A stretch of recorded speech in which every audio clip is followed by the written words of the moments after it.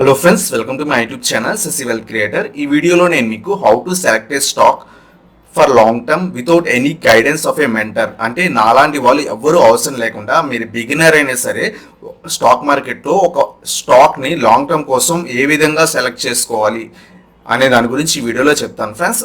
So let's start our video.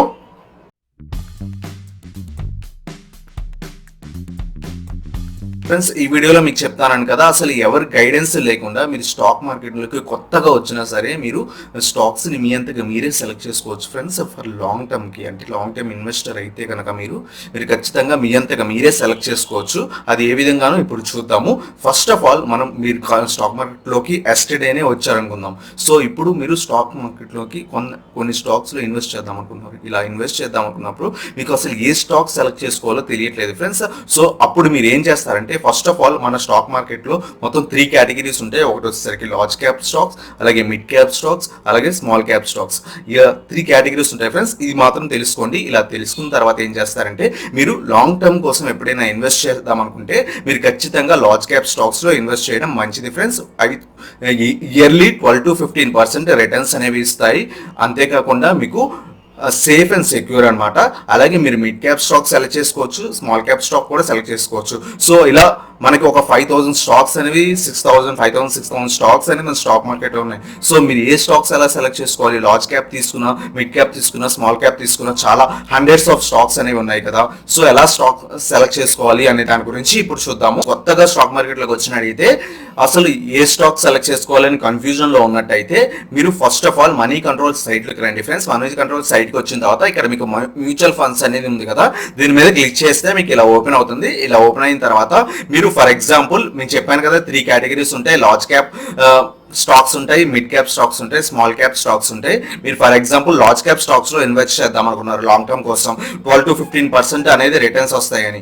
So అప్పుడు ఏం చేస్తారంటే, ఈ మ్యూచువల్ ఫండ్స్లోకి వచ్చిన తర్వాత లార్జ్ క్యాప్ ఫండ్ మీద క్లిక్ చేయండి ఫ్రెండ్స్. ఇలా బటన్ మీద క్లిక్ చేస్తే మీకు కింద చాలా మ్యూచువల్ ఫండ్స్ అనేవి కనబడుతున్నాయి చూడండి ఫ్రెండ్స్.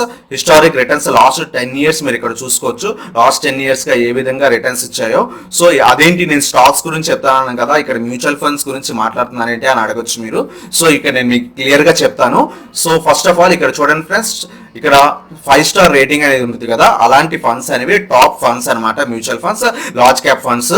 మనం లార్జ్ క్యాప్ ఫండ్స్ సెలెక్ట్ చేసాం కదా, సో ఇక్కడ లార్జ్ క్యాప్ ఫండ్స్ చాలా వస్తాయి అనమాట. దీని 5 star రేటింగ్ అనే మ్యూచువల్ ఫండ్స్ ని సెలెక్ట్ చేసుకోండి. ఇక్కడ చూడండి 5 star రేటింగ్ ఇచ్చిన 3 మ్యూచువల్ ఫండ్స్ అనేవి ఉన్నాయి లార్జ్ క్యాప్ లో. ఒకటి వచ్చేసరికి యాక్సిస్ బ్లూ చిప్ ఫండ్, ఇంకోటి Canara Robeco blue chip fund, ఇంకోటి జేఎం లార్జ్ క్యాప్ ఫండ్. దీంట్లో ఏం చేస్తారంటే ఒక 2 ఫండ్స్ సెలెక్ట్ చేసుకోండి ఫ్రెండ్స్. ఇక్కడ చూడండి నేను Canara Robeco blue chip fund select చేసుకున్నా, అలాగే Axis blue chip fund select చేసుకున్నా. ఇలా సెలెక్ట్ చేసుకున్న తర్వాత మీ ఎవరైతే బ్రోకర్ ఉన్నారో ఆ బ్రోకర్ వెబ్సైట్ లోకి వెళ్ళండి ఫ్రెండ్స్. నేను ఇక్కడ శాంపుల్ గా అప్స్టాక్స్ బ్రోకర్ చూపిస్తున్నాను. అప్స్టాక్స్ బ్రోకర్ అకౌంట్ లోకి వెళ్ళిన తర్వాత మీరు ఇక్కడ లాగిన్ అవ్వండి. లాగిన్ అయిన తర్వాత మీకు ఇక్కడ అప్స్టాక్స్ లో అయితే ఇక్కడ చూడండి ఇలా సైన్ ఇన్ అయితే ఇక్కడ మీకు ల్యాప్టాప్ లో అయితే ఇక్కడ మ్యూచువల్ ఫండ్ వస్తుంది. ఇక్కడ క్లిక్ చేసి మరి లాగిన్ అయితే మీకు ఇలా ఓపెన్ అవుతుంది పేజ్ అనేది. ఇలా ఓపెన్ అయిన తర్వాత మీరు ఏం చేస్తారంటే, ఇక్కడ సెర్చ్ బార్ లో యాక్సిస్ బ్లూ చిప్ ఫండ్ అని కొట్టండి friends. Axis blue chip fund growth అని వస్తుంది. సో అలా వచ్చిన తర్వాత ఫర్ ఎగ్జాంపుల్ మీరు మళ్ళీ నేను బ్యాక్ వెళ్ళి చూపిస్తాను మీకు. ఇలా వస్తుంది అనమాట మీరు పేజ్ లాగిన్ అయిన తర్వాత మ్యూచువల్ ఫండ్స్లో అప్స్టాక్స్లో ఇక్కడ ఏం చేస్తారంటే యాక్సిస్ బ్లూ చిప్ ఫండ్ అని కొట్టండి friends. Axis blue chip fund కొడితే ఇక్కడ మీకు 3 వచ్చాయి చూడండి. ఇక్కడ గ్రోత్ ఆప్షన్ సెలెక్ట్ చేసుకోండి. సెలెక్ట్ చేసుకున్న తర్వాత ఈ విధంగా క్లిక్ చేస్తే మీకు ఆ ఫండ్ అనేది ఓపెన్ అవుతుంది. ఇలా ఓపెన్ అయిన తర్వాత మీరు ఏం చేస్తారంటే కిందకి రండి ఫ్రెండ్స్. నేను చెప్పాను కదా మ్యూచువల్ ఫండ్స్ గురించి మాట్లాడుతున్నానని కన్ఫ్యూజ్ అవ్వకండి. నేను స్టాక్స్ గురించి చెప్తున్నాను. మీరు లాంగ్ టర్మ్కి ఇన్వెస్ట్ చేద్దాం అనుకుంటే ఏ స్టాక్స్లో ఇన్వెస్ట్ చేయాలో ఇప్పుడు చూపిస్తాను మీకు. ఇక్కడ చూడండి అలా ఈ బ్లూ చిప్ ఫండ్ ఓపెన్ చేసి కిందకు వస్తే మీకు ఇక్కడ ఫండ్ పోర్ట్ఫోలియో ఉంది కదా, ఇక్కడ ఫండ్ పోర్ట్ఫోలియోలో అసలు ఈ axis blue chip fund top fund కదా. మనం ఇందాక మనీ కంట్రోల్లో చూసినట్టు ఇది టాప్ ఫండ్. సో లాస్ట్ 10 yearsగా మంచి రిటర్న్స్ ఇస్తుంది. సో అప్పుడు ఏం చేస్తారంటే ఈ axis blue chip fund open చేసిన తర్వాత ఇక్కడ ఫండ్ పోర్ట్ఫోలియోలోకి రండి ఫ్రెండ్స్. ఫండ్ పోర్ట్ఫోలియోలోకి వచ్చిన తర్వాత ఇక్కడ చూడండి మీకు డిఫరెంట్ కంపెనీస్, అంటే ఈ బ్లూ చిప్ ఫండ్ లో ఏ స్టాక్స్ లో ఇన్వెస్ట్ చేస్తున్నారో ఆ స్టాక్స్ లిస్ట్ అంతా ఇక్కడ ఉంటుంది ఫ్రెండ్స్. వ్యూ మోర్ కొడితే మీకు ఇక్కడ ఉంటుంది చూడండి. ఇక్కడ అన్ని స్టాక్స్ లిస్ట్, అంటే ఈ యాక్సిస్ బ్లూ చిప్ ఫండ్ లో ఏ స్టాక్స్ లో ఇన్వెస్ట్ చేస్తారో ఆ లిస్ట్ అంతా ఉంటుంది. దీంట్లో టాప్ 5 to 6 స్టాక్స్ అనేది మీరు సెలెక్ట్ చేసుకోండి. మీరు బిగినర్ అయ్యి స్టాక్ మార్కెట్లోకి వస్తే, ఎందుకంటే ఇలా సెలెక్ట్ చేసుకోమంటున్నాను, ఒక 100 crores 200 crores మెయింటైన్ చేసి ఒక బ్లూ చిప్ ఫండే, ఒక మ్యూచువల్ ఫండే టాప్ కంపెనీస్ని సెలెక్ట్ చేస్తుంది. సో ఆ టాప్ కంపెనీస్లోనే మీరు కూడా ఇన్వెస్ట్ చేస్తే మీ రిటర్న్స్ కూడా వీళ్ళు ఎలా ఇస్తున్నారో 12-15% మీకు కూడా అంత మంచి రిటర్న్స్ అనేవి వస్తాయి ఫ్రెండ్స్. అందువల్లే నేను మ్యూచువల్ ఫండ్స్తో కంపేర్ చేసి చూపిస్తాను. సో మ్యూచువల్ ఫండ్ ఏదైతే ఉందో ఆ టాప్ మ్యూచువల్ ఫండ్స్ని సెలెక్ట్ చేసుకొని ఆ టాప్ మ్యూచువల్ ఫండ్స్లో వాళ్ళు ఏ స్టాక్స్లో ఇన్వెస్ట్ చేస్తున్నారో ఆ స్టాక్స్లో ఇన్వెస్ట్ చేయొచ్చు ఫ్రెండ్స్. ఇక్కడ చూడండి, ఇది క్లియరింగ్ కార్పొరేషన్ ఆఫ్ ఇండియా, ఇది తీసేయండి, ఇది ఫండ్ కాదు, అలాగే అలా స్టాక్ కాదనమాట. అలాగే నెక్స్ట్ చూడండి, నెక్స్ట్ వచ్చేసరికి 7 పాయింట్ వీళ్ళ యొక్క 200 crores 300 crores 1000 crores యొక్క వాళ్ళ యొక్క అంటే మనం అందరూ ఇన్వెస్ట్ చేస్తాం కదా మ్యూచువల్ ఫండ్, 1000 crores 2000 crores అనేది మేనేజ్ చేస్తారు, ఇంకా ఎక్కువే మేనేజ్ చేస్తారు. సో వాళ్ళు దాంట్లో 7 వాళ్ళు ఎంతైతే ఫండ్ ఉందో దాంట్లో 7 క్యాపిటల్ ఉందో ఆ క్యాపిటల్ 7.21% అనేది హెచ్డిఎఫ్సి బ్యాంక్ లో ఇన్వెస్ట్ చేస్తున్నారు ఫ్రెండ్స్. సో మనం ఎప్పుడైనా సరే ఇలా స్టాక్స్ అనేది సెలెక్ట్ చేసుకోవాలి లాంగ్ టర్మ్ కోసం. సో ఇక్కడ మన హెచ్డిఎఫ్సి బ్యాంక్ సెలెక్ట్ చేసుకోవచ్చు. అలాగే ఇంకోటి అవెన్యూ సూపర్ మార్కెట్స్ లిమిటెడ్, అంటే డీమార్ట్ లో కూడా వీళ్ళు 6.5% అనేది ఇన్వెస్ట్ చేస్తున్నారు. అలాగే ఇన్ఫోసిస్ లో 6.15%, కోటక్ మహీంద్రా బ్యాంక్ లో 6.05, భారతీ ఎయిర్టెల్ లిమిటెడ్ లో 5.5, TCS లో 5.2, రిలయన్స్ లో 4.0, అలా ఒక 5 to 6 స్టాక్స్ అనేది సెలెక్ట్ చేసుకొని మీ దగ్గర ఒక 1 lakh పోర్ట్ఫోలియో 1 lakh క్యాపిటల్ ఉంటే కనుక ఆ 1 lakh క్యాపిటల్ తీసుకొచ్చి ఒక 5 స్టాక్స్ అనేది సెలెక్ట్ చేసుకొని వీళ్ళు ఏదైతే చేస్తున్నారో 2-3 మ్యూచువల్ ఫండ్స్ ని కంపేర్ చేసి మీరు ఆ స్టాక్స్ ని సెలెక్ట్ చేసుకొని ఆ స్టాక్స్ లో మీరు కూడా సేమ్ వీళ్ళు ఎంత అయితే పర్సెంటేజ్ పెట్టారు, అంటే మీ దగ్గర 1 lakh ఉంటే ఇక్కడ 7% అంటే 7,000 వచ్చేసరికి హెచ్డిఎఫ్సి బ్యాంక్ లో వేస్తారు. అలాగే డిమార్ట్ లోకి వచ్చేసరికి 6.5% వేస్తారు, అలాగే 6,000 రూపీస్ వేస్తారు. అలాగే ఇన్ఫోసిస్ లో 6,000 వేస్తారు, కోటాక్ మహీంద్రాలో 6,000 వేస్తారు. సో ఈ విధంగా మీరు ఒక 5 to 6 స్టాక్స్ సెలెక్ట్ చేసుకొని మీరు ఇన్వెస్ట్ చేయగలిగితే మీకు అసలు మెంటర్ అనే వాళ్ళు ఎవరు అవసరం లేదు ఫ్రెండ్స్, ఎవరి గైడెన్స్ కూడా అవసరం లేదు.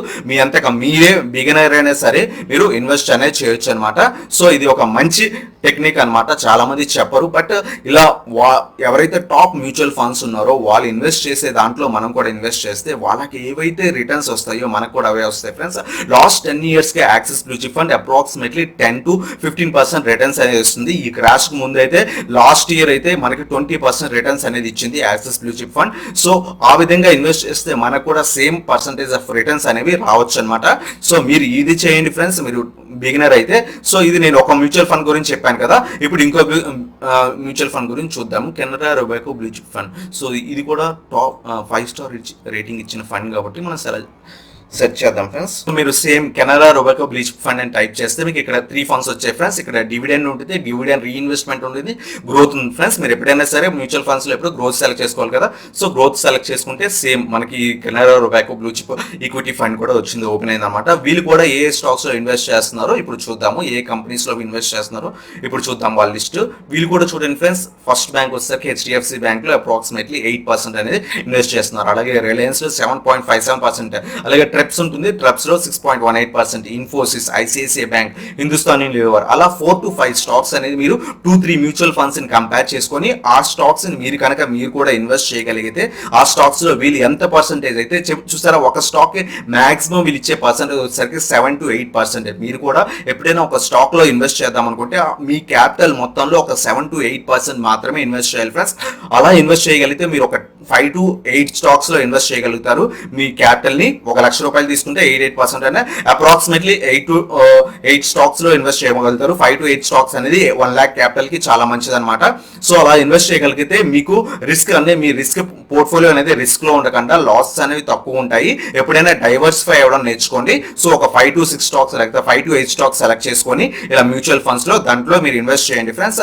ఇది బిగినర్స్ ఈ విధంగా చేస్తే కనుక మీకు వాళ్ళకి ఏవైతే రిటర్న్స్ వస్తున్నాయో లాస్ట్ 10 years గా మీకు కూడా అంత మంచి రిటర్న్స్ అనేవి వస్తాయి ఫ్రెండ్స్. నేను ఇక్కడ కేవలం మీకు లార్జ్ క్యాప్ ఫండ్స్ మాత్రమే చూపించాను. ఒకవేళ మీరు మిడ్ క్యాప్ దాంట్లో ఇన్వెస్ట్ చేద్దాం అనుకుంటే, మిడ్ క్యాప్ స్టాక్స్ లో ఇన్వెస్ట్ చేద్దాం అనుకుంటే మీరు మిడ్ క్యాప్ ఫండ్స్ సెలెక్ట్ చేసుకోవచ్చు. అలాగే మీరు స్మాల్ క్యాప్ స్టాక్స్ లో ఇన్వెస్ట్ చేద్దాం అనుకుంటే స్మాల్ క్యాప్ ఫండ్స్ చూస్ చేసుకొని ఆ స్టాక్స్ లో 2-3 మ్యూచువల్ ఫండ్స్ ని కంపేర్ చేయండి ఫ్రెండ్స్. దాంట్లో కామన్ గా టాప్ 5 to 10 స్టాక్స్ లో అసలు వాళ్ళు ఏం చేస్తున్నారు, ఇక్కడ టాప్ ఎక్కువ పర్సెంటేజ్ చూసుకోండి, ఏ పర్సెంటేజ్ అయితే ఎక్కువ ఇస్తున్నారో ఆ కంపెనీస్ లో మీరు కూడా ఇన్వెస్ట్ చేయండి. either లార్జ్ క్యాప్ అయినా, మిడ్ క్యాప్ అయినా, స్మాల్ క్యాప్ అయినా. ఈ విధంగా మీరు ఏ మెంటర్ అంటే నాలాంటి వాళ్ళు ఎవరి గైడెన్స్ లేకుండానే మీరంతకు మీరే ఎస్టర్డే స్టాక్ మార్కెట్ లోకి వచ్చిన ఇన్వెస్ట్ అనేది చేయొచ్చు ఫ్రెండ్స్. సో ఫ్రెండ్స్ చూసారు కదా, ఈ విధంగా మీకు ఎవరి గైడెన్స్ లేకుండా మీ అంతగా మీరే మీరు స్టాక్ మార్కెట్లోకి నిన్న వచ్చినా సరే ఖచ్చితంగా మీరు ఇన్వెస్ట్ చేయొచ్చు ఫ్రెండ్స్. ఇది మీకు చాలా హెల్ప్ఫుల్ అవుతుందని అనుకుంటున్నాను ఈ వీడియో. సో ఇది ఫ్రెండ్స్ ఈ వీడియో కనుక మీకు నచ్చినట్టయితే లైక్ చేయండి. అలాగే మీరు నా ఛానల్ కొత్తగా వచ్చినట్టయితే సబ్స్క్రైబ్ చేయండి అండ్ ఆ బెల్ ఐకాన్ ప్రెస్ చేయండి. So that latest video updates అనేవి మీకు వస్తాయి. Thank you so much for watching. Have a nice day.